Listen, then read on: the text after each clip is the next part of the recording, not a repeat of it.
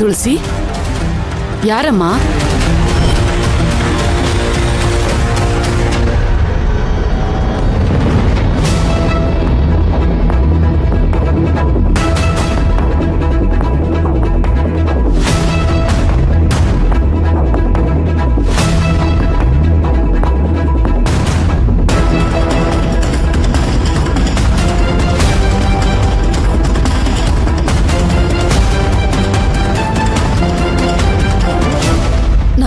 ಇರೋ ತಪ್ಪಿಗೆ ಯಾಕೆ ಪದೇ ಪದೇ ಬಂದು ನನಗೆ ತೊಂದರೆ ಕೊಡ್ತಾ ಇದ್ದೀರಾ?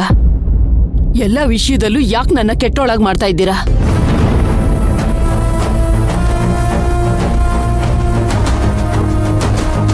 ಅಮ್ಮ, ಏನಮ್ಮ ಮಾತಾಡ್ತಿದ್ಯಾ ನೀನು? ಮನೆಗೆ ಯಾರೇ ಬಂದ್ರು ಹೊಟ್ಟೆ ತುಂಬಾ ಊಟ ಹಾಕ್ತಿದ್ದೆ. ಶತ್ರುಗಳು ಬಂದ್ರು ಅವ್ರನ್ನ ಒಳಗ್ ಕರೆದು ಮಾತಾಡ್ಸ್ಬೇಕಂತ ಹೇಳ್ತಿದ್ದೆ. ಈಗ ನೀನೇ ಹೇಗ್ ಮಾತಾಡ್ತಿದ್ಯಲ್ಲಮ್ಮ? ಏ ದೀಪಾ, ಅತ್ತೆಗ್ ನೀನ್ ಬುದ್ಧಿ ಹೇಳಕ್ ಬರ್ಬೇಡ. ನೀನ್ ಸ್ವಲ್ಪ ಸುಮ್ನೆ ಇರ್ತೀಯಾ? ಪ್ಲೀಸ್, ನೀವ್ ಒಳಗ್ ಬನ್ನಿ. ಯಾಕಿನ್ನು ಅಲ್ಲೇ ನಿಂತಿದ್ದೀರಾ? ಬನ್ನಿ.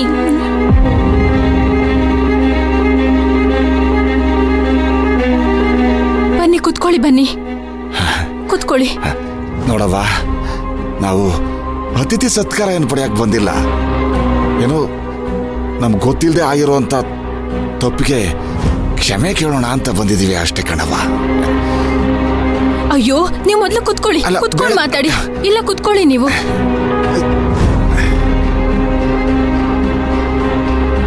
ಮದ್ವೆ ಆಗಿ ಇಷ್ಟು ದಿನ ಆದ್ಮೇಲೆ ಇವಾಗ ಕ್ಷಮೆ ಕೇಳೋಕ್ ಬಂದಿದ್ದೀರಾ?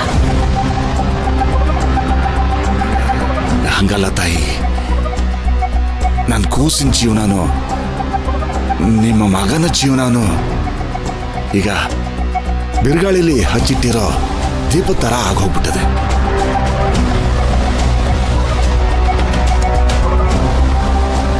ಆ ಗಾಳಿಗೆ ಅದೇನಾದ್ರೂ ಆರೋಗ್ಬಿಡ್ತದ ಅನ್ನೋ ಭಯಕ್ಕೆ ನಿಮ್ಮ ಹತ್ರ ಕೇಳ್ಕೊಳ್ಳೋಣ ಅಂತ ಬಂದೆ ಅಷ್ಟೇ. ಯಾವತ್ತು ನನ್ನ ಮಗ ನಿಮ್ಮ ಮಗಳನ್ನ ನೋಡಿದ್ನೋ ಸುಳಿಲ್ ಸಿಕ್ಕಾಕೊಂಡಿರೋ ದೋಣಿ ತರ ಆಗೋಗಿದೆ ಅವನ್ ಬದುಕು.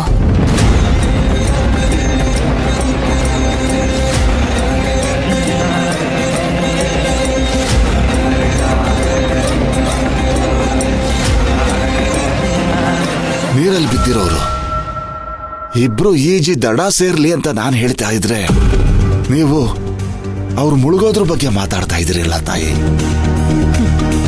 ಸುಳಿ ಇದೆ ಅಂದ್ರು ಬಿದ್ಬಿಟ್ಟು ಇವಾಗ ಈಜಿ ದಡ ಸೇರು ಅಂದ್ರೆ ಅದೇಗಾಗುತ್ತೆ ಹೇಳಿ? ಹಂಗೆಲ್ಲ ಹೇಳ್ಬೇಡಿ ಕಣ್ರವ. ಈಗ ಎಷ್ಟೇ ಆದ್ರೂ ಮೈನಾ ನಿಮ್ಮನೆ ಸೊಸೆ. ಏನೋ ಕೆಟ್ಕಳ್ಗೆ ಏನೇನೋ ನಡೆದೋಯ್ತು. ನೀವೇ ದೊಡ್ಡ ಮನ್ಸು ಮಾಡಿ ನಿಮ್ಮ ಹೊಟ್ಟೆಗೆ ಹಾಕೊಂಡು ಒಸಿ ನೋಡಿ, ಅವತ್ತು ಹೇಳಿರೋ ಮಾತನ್ನೇ ಇವತ್ತು ಹೇಳ್ತಾ ಇದ್ದೀನಿ.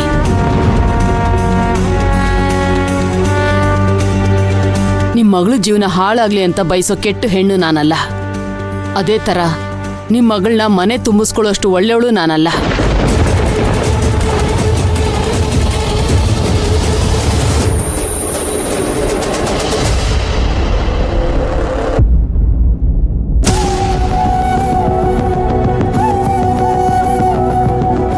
ನಿಮ್ಮ ಸಂಕಟ ನೋವು ಎಲ್ಲ ನಮ್ಗೆ ಅರ್ಥ ಆಯ್ತದೆ. ಹಂಗೇನೆ ನಮ್ಮ ಕಷ್ಟನೂ ಒಸಿ ಅರ್ಥ ಮಾಡ್ಕೊಳ್ಳಿ. ಹೆಣ್ಣೆತ್ತವ್ರು ನಾವು ನಿಮ್ಮ ಹತ್ರ ಸರ್ಗೊಡ್ಡಿ ಬೆಳ್ಕತೀವಿ.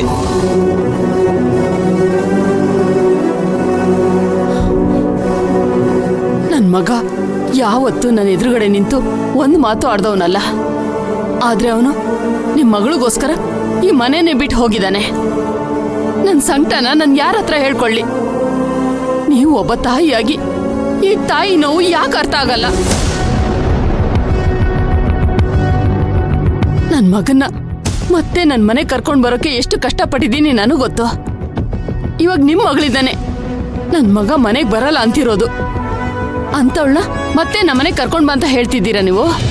ಅಯ್ಯೋ ತಾಯಿ, ಹಂಗೆ ಹೇಳ್ಬೇಡಿ. ನನ್ನ ಕೂಸ್ಗೆ ಯಾವತ್ತೂ ಯಾರಿಗೂ ಕೇಡ್ ಬಯಸ್ ಗೊತ್ತೇ ಇಲ್ಲ.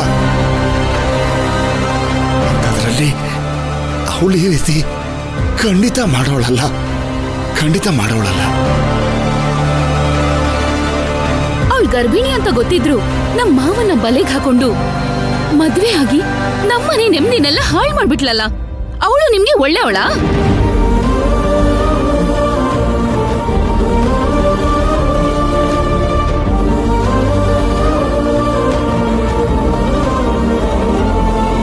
ತುಳಸಿ, ದೊಡ್ಡೋರು ಮಾತಾಡ್ತಿದಾರೆ ತಾನೆ, ನೀನ್ ಸುಮ್ನೆ ನಿಂತ್ಕೋ.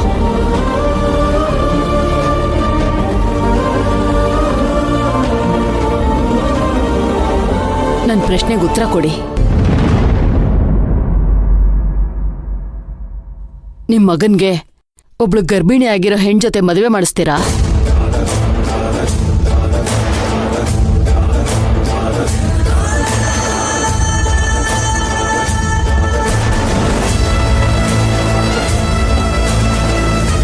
ನನ್ನ ಪ್ರಶ್ನೆಗೆ ಉತ್ತರ ಕೊಡಕ್ಕಾಗ್ತಿಲ್ಲ ಅಲ್ಲ?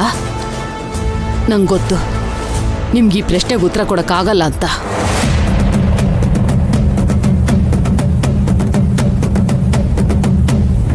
ಬಾವಿ ಆಳ ನೋಡೋಕೆ ಕಂಡೋರ್ ಮಕ್ಕಳನ್ನ ತಳ್ಳೋದು ಸುಲಭ. ಹಾಗಲ್ಲ ತಾಯಿ, ಹಾಗಲ್ಲ. ಎಲ್ಲಾನು ನಮ್ಮ ಮನಸ್ಸಿನಲ್ಲೇ ಎಲ್ಲ ನಿರ್ಧಾರ ತಗೊಳಕ್ಕಾಗಲ್ಲ. ಕಲ್ಪನೆಯಲ್ಲಿ ನೀವು ಕೇಳೋ ಪ್ರಶ್ನೆಗಳಿಗೆ ಉತ್ತರ ಯಾರು ಕೊಡಕ್ ಸಾಧ್ಯ? ಅದ್ಯಾವುದೂ ನಮ್ಮ ಕೈಯಲ್ಲಿಲ್ಲ. ಎಲ್ಲ ವಿಧಿ ಆಟ. ಅವನು ಹೇಗೆ ಆಡಿಸ್ತಾನೋ ಹಾಗೆ ಆಡ್ಬೇಕಾಗತ್ತೆ. ತಾಯಿ, ತಿಳಿದೋ ತಿಳಿದೇನೋ ಮಕ್ಕಳು ತಪ್ಪು ಮಾಡಿದ್ದಾವೆ. ಕ್ಷಮಿಸ್ಬೇಕಾಗಿರೋದು ನಮ್ಮ ಕರ್ತವ್ಯ ಅಲ್ವೇ? ಅವಳನ್ನ ಸೊಸೆ ಅಂತ ಒಪ್ಕೊಳ್ಳಿ ಅಂತ ನಾನು ಬಲವಂತ ಮಾಡ್ತಿಲ್ಲ ತಾಯಿ. ಚಿನ್ನದಂತ ನಿಮ್ಮ ಮಗನ ಮೇಲೆ ವಿನಾಕಾರಣ ಕೋಪ ಮಾಡ್ಕೋಬೇಡಿ, ಅವನನ್ನು ದ್ವೇಷ ಮಾಡಬೇಡಿ ಅಂತ ಅಷ್ಟೇ ನಾನು ಕೇಳ್ತಾ ಇರೋದು.